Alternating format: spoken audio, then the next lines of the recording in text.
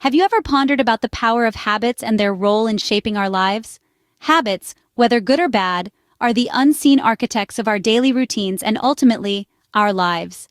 The journey to forming a habit begins with a simple understanding of what a habit really is. You can think of a habit as a loop of 3 steps. First, there's a cue or a trigger that tells your brain to go into automatic mode. Next, there's the routine, which is the behavior itself.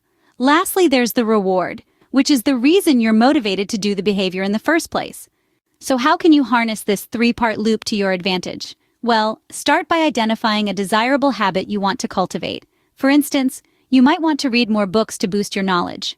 Once you've identified your desired habit, the next step is to find a strong and consistent cue.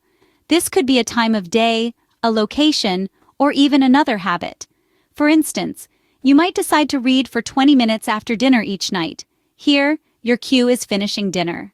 The third step involves executing the routine or the desired habit itself. In our example, this would be reading. Now, this step might seem like the hardest one because it requires the most effort. But remember, the key here is consistency. Stick to your cue and perform your routine every day, regardless of how you feel. Lastly, there's the reward. This is the part that makes your brain remember the habit loop in the future. In the case of reading, your reward might be the knowledge you gain, the relaxation you feel, or even a small treat you give yourself after each reading session. Over time, as you repeat this loop, your new behavior will become automatic. That's the power of habits. They can start as conscious decisions, but with repetition, they can turn into automatic behaviors. But what if you're struggling to stick to your routine? Well, it's important to remember that forming a habit takes time. It's a marathon, not a sprint. Don't be discouraged by small setbacks. Instead, use them as opportunities to learn and adjust your habit loop. Moreover, remember that the journey to a habit is personal. What works for one person might not work for another.